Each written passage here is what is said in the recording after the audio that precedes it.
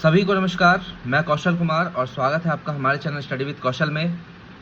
आज हम लोग तीसरा टेस्ट देखने जा रहे हैं जो कि ज्योग्राफी का तीसरा टेस्ट है और ये टेस्ट बीएसएससी सीजीएल 4 के लिए है।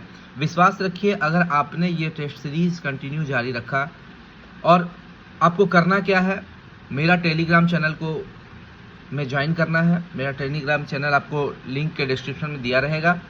वहाँ जाकर आपको डेली होमवर्क दिया जाता है, जो भी मैंने यूट्यूब पे पढ़ाया है उसमें आपको जाके क्लासेस देखनी है। प्लेलिस्ट में मैं बता दूंगा कि क्लास 3 देखनी है, क्लास 4 देखनी है, जो भी है वो मैं होमवर्क दे दूंगा एक दिन पहले, और उस होमवर्क को आपको देखना है, करके आना है। और अगले दिन सुबह में इसी टाइम पे मैं सुबह ही आपका वीडियो लेता हूँ, आपका टेस्ट लेता हूँ। आप टेस्ट दीजिए और आप देखिए आपके कितने मार्क्स आ रहे हैं। और अगर आपके मार्क्स अच्छे आ रहे हैं, अगर मैं जितना क्वेश्चन पूछता हूँ आप उसमें अच्छे जवाब दे पा रहे हैं, यानी कि आपका प्रिपरेशन अच्छा चल रहा है। तो चलिए लेट नहीं करते हैं, आप लोग पेन और पेपर निकाल के बैठ जाइए और मैं क्वेश्चन पूछना स्टार्ट करता हूँ। आज का टॉपिक है ज्योग्राफी का क्लास 3, भारत के भौतिक प्रदेश। मेरा 2 घंटा 8 मिनट का वीडियो है, उस पर ही ये क्वेश्चन पूछा जा रहा है। तो चलिए स्टार्ट करते हैं आज का पहला क्वेश्चन। भारत का अक्षांशीय विस्तार बताइए, कहाँ से कहाँ तक है। और भारत का पूर्वी बिंदु, पश्चिमी बिंदु, उत्तरी बिंदु, दक्षिणी बिंदु, ये सारा बिंदु आप लोग बताइएगा। और सभी का अक्षांशीय विस्तार और देशांतरीय विस्तार आप लोग कमेंट करके बताइएगा। आप लोग बताइएगा असम की सीमा कितने राज्यों से लगती है, वो 7 स्टेट्स का नाम भी आप लोग लिखिएगा। ठीक है, आगे बात करते हैं। भारतीय मानक समय जो है वो कहाँ से गुजरता है, कितने स्टेट से गुजरता है। अगला लिखिएगा भारत का उत्तर दक्षिण का लंबाई और पूरब पश्चिम का लंबाई दोनों बताइएगा। और पूरब पश्चिम लंबाई और उत्तर दक्षिण लंबाई के बीच का अंतर जो है वो 81 है ना, ये आप लोग याद रखिएगा। आगे बात करें, अगला क्वेश्चन, भारत का क्षेत्रफल कितना है और वो विश्व के क्षेत्रफल में कितना % है, और विश्व के क्षेत्रफल का कितना स्थान पर भारत आता है, ये आप लोग कमेंट कीजिएगा। अगला, क्षेत्रफल की दृष्टि से मैंने आपको बताया था कि टोटल 8 स्टेट के बारे में मैंने आपको बताया है। क्षेत्रफल की दृष्टि से 8 स्टेट का ट्रिक आप लोग को बताइएगा। रक्कूबाई है ना, रक्कूबाई। आर से रूस, सी से कनाडा, सी से चाइना, यू से यूएसए, बी से ब्राजील, ए से ऑस्ट्रेलिया, आई से भारत, और उसके बाद है अर्जेंटीना। तो ये आपको याद रखना है क्षेत्रफल की दृष्टि से सीक्वेंस। ठीक है, विश्व का सबसे छोटा देश में 4 देश का नाम बताइएगा, है ना। 4 सबसे छोटे देश का नाम आप लोग कमेंट कीजिएगा, मैंने आपको बताया है। कर्क रेखा पर स्थित शहर का ट्रिक मैंने आपको गरबा बताया था, GURBA। कर्क रेखा पर स्थित शहर है, और वो जी से गांधीनगर, यू से उज्जैन, आर से रांची, बी से भोपाल और ए से अगरतला। आप लोग देख लीजिएगा एक बार। सबसे बड़ा राज्य में आप लोग देख लीजिएगा, कमेंट कीजिएगा। सबसे बड़ा राज्य मैंने आपको ट्रिक बताया था, राजनीति में महान यूपी। तो रॉ से राजस्थान, में मध्य प्रदेश, महान में मौ से महाराष्ट्र, और यूपी से उत्तर प्रदेश। ये चारों ऐसा ट्रिक मैंने आपको बताया था, आप लोग देख लीजिएगा। तो सबसे छोटा राज्य का मैंने ट्रिक दिया था GST नाग, तो वो आप लोग कमेंट कीजिएगा 4 सबसे छोटे राज्य का नाम। ठीक है, सबसे बड़ा जिला में था टेक्निक कलेजा बड़ा, तो क से कच्छ, लौ से लेह, जा से जैसलमेर और बड़ा से बाड़मेर। तो ये 4 सबसे बड़े जिले हैं। इसका ट्रिक, सबसे छोटा जिला आप लोग को बताना है, सबसे छोटा जिला जो है वो कौन सा है। आगे बात करें, 5 ऐसा राज्य है जिसका ना तो अंतर्राष्ट्रीय सीमा बनता है और ना ही उसका समुद्री सीमा बनता है, वो 5 राज्य का नाम आपको कमेंट करना है। अगला बताइएगा, टोटल 9 कोस्टल स्टेट है भारत का। 5 जो है आपका पश्चिमी तट है, और आपका 4 जो है वो पूर्वी तट है। तो 5 और 4 9 हो गया। उस 9 का नाम आपको कमेंट करना है। पश्चिमी तट का नाम अलग कमेंट करना है और पूर्वी तट का नाम अलग करना है। कमेंट नहीं, आप कॉपी में लिखिएगा कि आपको कैसा याद है, एकदम सीक्वेंस से बताइएगा। और बताइएगा सबसे लंबी अंतर्राष्ट्रीय सीमा किसकी है, किस स्टेट की भारत में, और किस स्टेट की सबसे छोटी अंतर्राष्ट्रीय सीमा है, वो भी आप कमेंट करके बताइएगा। दादर नगर हवेली और दमन दीव, दादर नगर हवेली, दमन और दीव को कब मर्ज किया गया था, वो डेट आपको बताना है। ठीक है, जम्मू कश्मीर की 2 राजधानी कमेंट कीजिएगा, लद्दाख की 2 राजधानी कमेंट कीजिएगा, उत्तराखंड की 2 राजधानी कमेंट कीजिएगा, हिमाचल प्रदेश की 2 राजधानी कमेंट कीजिएगा, साउथ अफ्रीका की 3 राजधानी कमेंट कीजिएगा, श्रीलंका की 2 राजधानी कमेंट कीजिएगा। इस टाइप का क्वेश्चन पूछता है, इसलिए मैंने आपको बताया। आगे आते हैं हम लोग भारत के चट्टान में। तो देखिए आपसे क्वेश्चन पूछेगा कि भारत में सबसे समृद्ध चट्टान किसको कहा जाता है, जहाँ पर सबसे ज़्यादा खनिज मतलब पाई जाती है। आपको कमेंट करना वो कौन सा चट्टान है। उसके बाद आपको बताना है कि हीरा किस प्रकार की चट्टान में पाया जाता है। ठीक है, हीरा। और आपको फिर बताना है, हाँ, कोयला किस प्रकार की चट्टान में पाया जाता है। सिंगरैनी कोयला क्षेत्र कहाँ पाया जाता है, तलचर कोयला क्षेत्र कहाँ पाया जाता है, और झरिया कोयला क्षेत्र कहाँ है, और वो किस नदी के किनारे स्थित है, किस नदी घाटी में स्थित है। आपको ये भी कमेंट करना है, ये जो तीनों बताए, सिंगरैनी, तलचर और झरिया, ये तीनों में बिटुमिनस टाइप का कोयला पाया जाता है। आपको कमेंट करना है कि एंथ्रासाइट टाइप का कोयला भारत में कहाँ पाया जाता है, ये आपको कमेंट करके बताना है।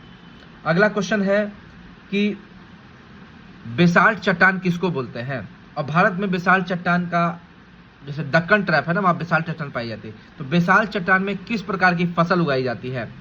ठीक है, ये आपको कमेंट करके बताना है। अगला आप देखिए, हाँ, हिमालय की लंबाई पश्चिम से पूर्व की तरफ कितनी है, टोटल लंबाई कितनी है, और हिमालय का क्षेत्रफल टोटल कितना है। ठीक है, और हिमालय का विस्तार पश्चिम में नंगा पर्वत से लेकर पूर्व में आपका नामचा बरवा तक, जो कि तिब्बत का पठार में आता है, यहाँ से कंटिन्यू हिमालय का विस्तार है। और हिमालय इस दोनों छोड़ के बाद वो दक्षिण की तरफ मुड़ता है।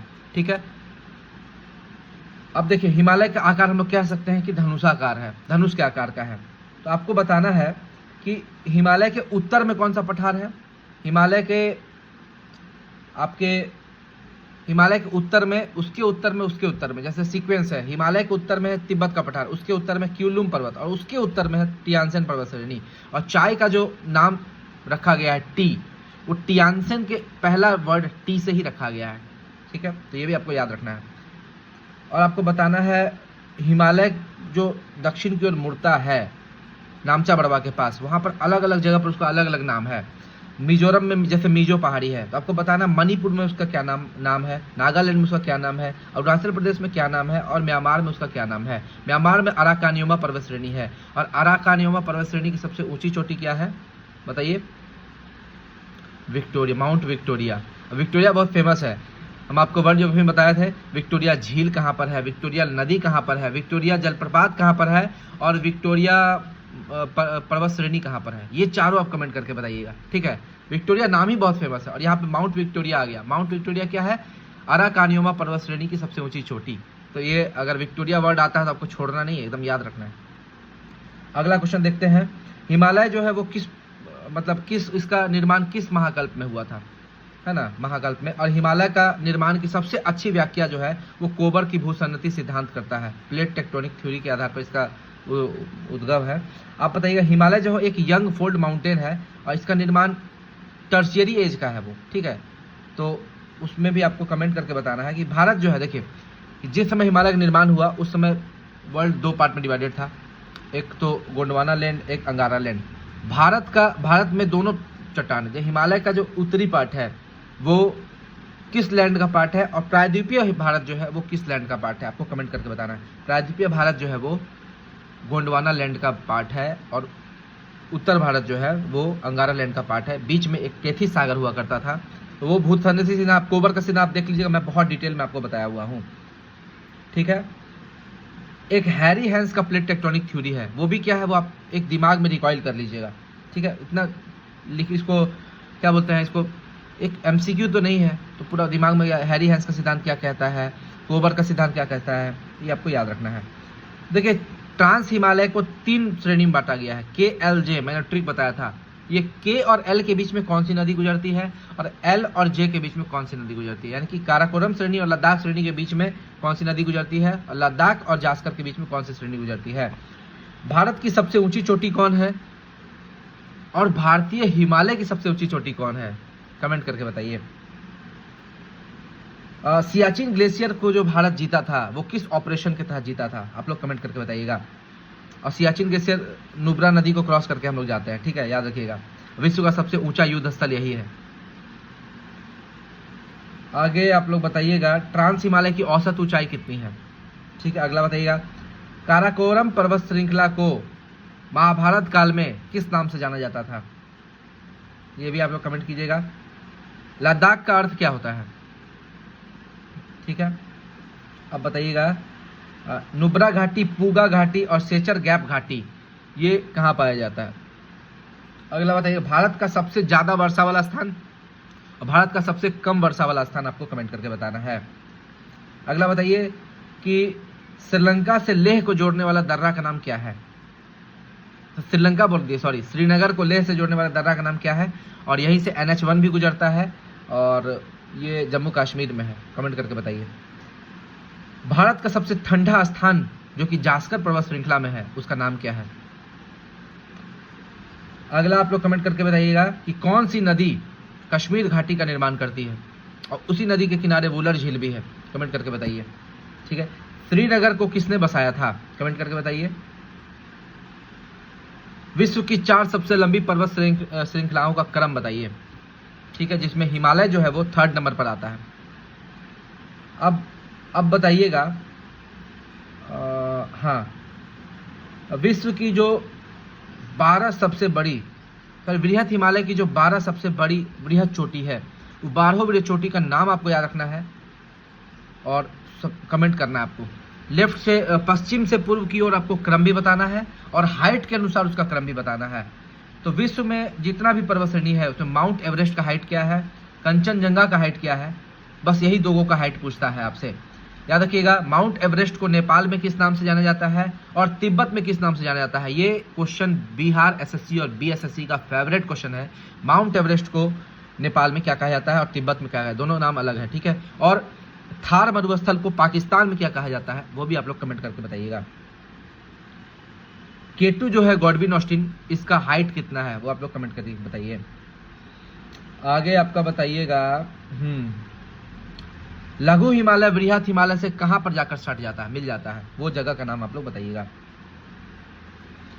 कश्मीर घाटी किस नदी के किनारे है? कुल्लू कांगड़ा घाटी किस नदी के किनारे है? मासूरी घाटी किस नदी के किनारे है? और काठमांडू घाटी किस नदी के किनारे है? इस चारों घाटी जो है वो किस नदी के किनारे बसा हुआ वो आप लोग कमेंट करके बताइएगा। अब आप लोग बताइए अगला क्वेश्चन कि महान हिमालय और लघु हिमालय के बीच में जो शीतोष्ण घास के मैदान पाए जाते हैं उनको जम्मू कश्मीर में क्या कहा जाता है? ठीक है, और उत्तराखंड में इसको क्या कहा जाता है? चलिए आगे आते हैं। जम्मू कश्मीर के हिल स्टेशन, हिमाचल प्रदेश के हिल स्टेशन और उत्तराखंड के हिल स्टेशन, और ये सारे हिल स्टेशन जो लघु हिमालय में बसे हुए हैं उनके नाम आपको कमेंट करके बताना है। और बताइएगा कि जम्मू कश्मीर में जो केसर की खेती की जाती है वो किस प्रकार की मृदा में की जाती है, उस मृदा का नाम क्या है? कमेंट करके बड़ा ये BSSC में पूछा हुआ क्वेश्चन है और BPSC में भी पूछा हुआ क्वेश्चन है। BPSC बोल रहे BPSSC बिहार दरोगा में पूछा हुआ क्वेश्चन है। जिस समय मैं 2213 दरोगा का एग्जाम दे रहा था उस समय भी ये क्वेश्चन प्रीलिम्स में पूछा हुआ था। अगला क्वेश्चन बताइएगा शिवालिक जो है वो कहाँ से कहाँ तक उसका विस्तार है? पाकिस्तान से विस्तार है, वो जगह का नाम बताइएगा। और कोसी नदी तक उसका विस्तार है, अरुणाचल प्रदेश तक। जम्मू कश्मीर में इसको क्या कहा जाता है शिवालिक को? हिमाचल प्रदेश उत्तराखंड में क्या कहा जाता है? नेपाल में क्या कहा जाता है? और अरुणाचल प्रदेश में इसको तोड़ के 4 जनजाति के नाम पर इसका नाम है, डफला मेरी अबोरमिस्मी। आप लोग को ये बताना है। ठीक है, मध्य हिमालय और शिवालिक के बीच में समतल मैदानी घाटी को क्या कहा जाता है? पश्चिम में इसको दून कहा जाता है और पूर्व में द्वार कहा जाता है। और ये दून और द्वार जम्मू कश्मीर और उत्तराखंड में मेनली आपको पाया जाता है। वेस्ट बंगाल में भी आपको द्वार नहीं द्वार कहा जाता है और ये द्वार चाय की खेती के लिए फेमस है। आप लोग कमेंट करके बताइए जम्मू कश्मीर में इसको कौन सा दून कहेंगे, और द्वार हरिद्वार, जैसे हरिद्वार हो गया उत्तराखंड में, तो ये तो आपको पता ही है। मेघालय में 3 पहाड़ियों का नाम उसके जनजाति के नाम पर रखा गया है, आप लोग कमेंट करके बताइएगा। और असम में भी 3 पहाड़ी का नाम उसके जनजाति के नाम पर रखा गया है, वो भी आप लोग कमेंट करके बताइएगा। नदियों के आधार पर हिमालय का विभाजन किसने किया है और कौन कौन सा हिमालय है नदी के आधार पर विभाजन किया है, किस किस नदी के बीच में कौन सा हिमालय, वो आप लोग कमेंट करके बताइएगा। अब हिमालय के प्रमुख दर्रे देख लेते हैं। ठीक है, बताइएगा आप लोग पीर पंजाल दर्रा कहाँ पर है? ठीक है, चेनानी नासरी सुरंग जो है, जो NH44 जिसका नाम था पहले, ये सुरंग किस दर्रे से होकर गुजरती है और इसका नया नाम क्या है? अब बताइएगा। हाँ, भारत का सबसे लंबा राष्ट्रीय राजमार्ग NH44 कहाँ से कहाँ तक गुजरता है? आप लोग बताइएगा। लेह मनाली जो सड़क है, लेह मनाली सड़क, वो किस दर्रे से होकर गुजरता है? ठीक है, चांगला दर्रा किस स्टेट में है? थांगला दर्रा, ये तो चांगला था, थांगला, थांगला दर्रा किस स्टेट में? देखिए चांगला और थांगला में लोग कंफ्यूज करते हैं, इसलिए आप लोग बताइए। लिपुलेख दर्रा फेमस है, कैलाश मानसरोवर की यात्रा इसी से, मतलब काला पानी लिपुलेख विवाद जो है नेपाल से हुआ था। आप लोग बताइएगा कि लिपुलेख दर्रा किस स्टेट में है। बहुत लोग इसको उत्तराखंड मार देते हैं, गलत हो जाता है, याद रखिएगा। लिपुलेख दर्रा कहाँ पर हम बताए थे, इसका ट्रिक भी बताए थे, रोहित बड़ा शर्मिला है, ठीक है। उत्तराखंड के प्रमुख हाँ देखिए, अब देखिए आप लोग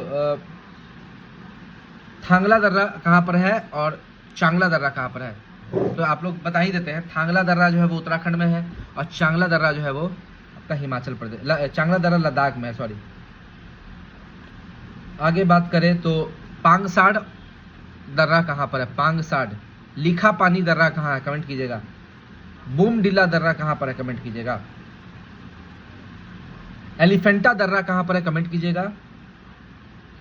और आई आकार की घाटी को क्या कहा जाता है, कमेंट कीजिएगा। तो ये था आपका आज का क्वेश्चन, ठीक है। तो आप लोग देखिएगा कितना नंबर आ रहा है, और जो लोग अभी तक मेरे टेलीग्राम चैनल से नहीं जुड़े हैं, लिंक डिस्क्रिप्शन में है, ज्वाइन कर लीजिए और मेरे प्रश्नों का उत्तर दीजिए। देखिए आप अगर इसको कंटिन्यू करते हैं, एग्जाम तक आपका बहुत बढ़िया प्रैक्टिस हो जाएगा। मैंने जितने वीडियो आपको बताया है, आप एक एक वीडियो करके आप कंप्लीट कीजिए, आपका तैयारी बहुत अच्छा हो जाएगा। धन्यवाद।